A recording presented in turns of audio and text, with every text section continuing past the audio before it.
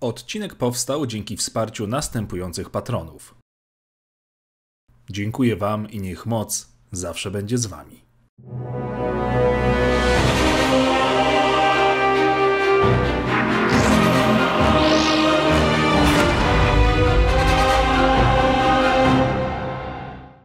Witajcie w Holokronie.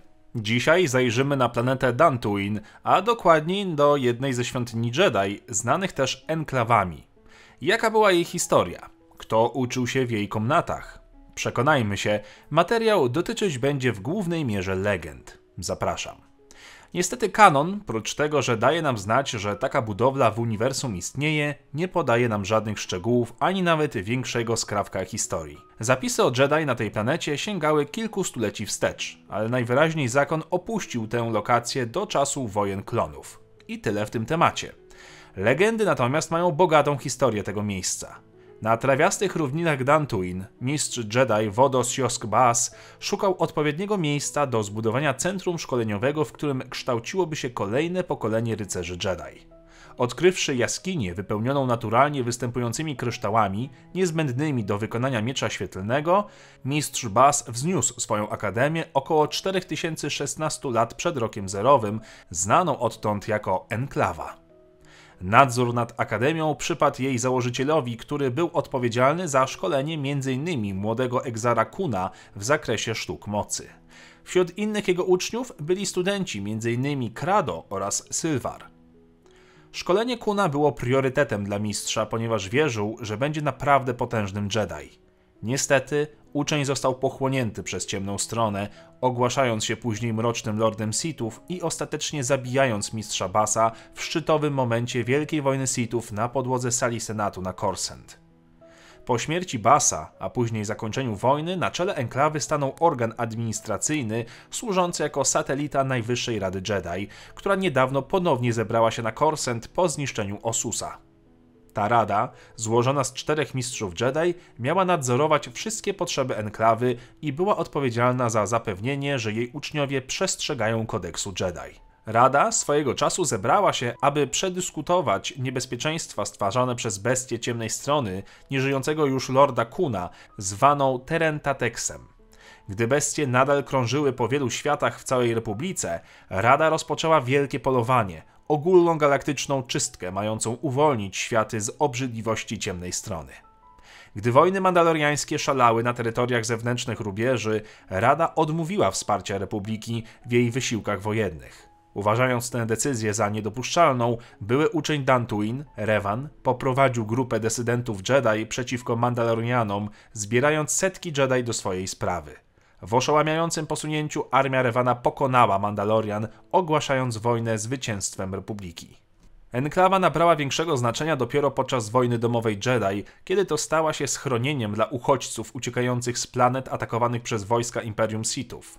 Po tym, jak Taris uległo zniszczeniu, do enklawy trafiła m.in. Bastilla Shan, czy też wspomniany Revan, teraz obdarty z własnych wspomnień i ograniczony w swojej potędze.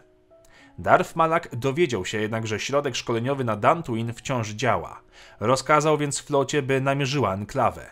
Gdy statki pojawiły się na orbicie planety, dokonały bombardowania. Atak zmasakrował dużą część uczniów Jedi, w tym część Rady. Reszta zdołała uciec.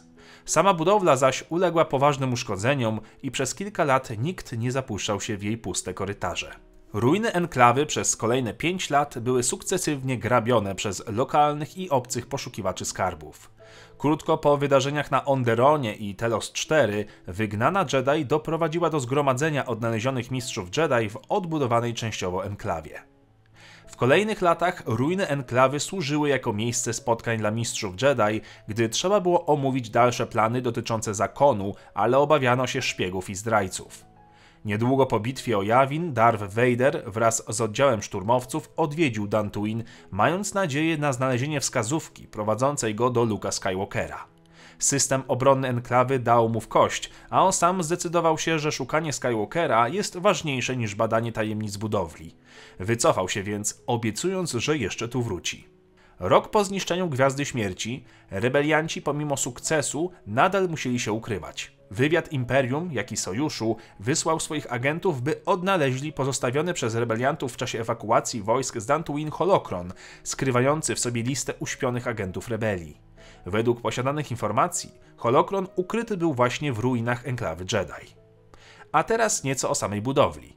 Enklawa była zbudowana z 2 poziomów. Na górnym, do którego prowadziło zachodnie wejście, znajdowały się sale do obrad oraz sale do ćwiczeń dla młodych padawanów i rycerzy. Był tam także warsztat, w którym można było dokonać naprawy miecza świetlnego.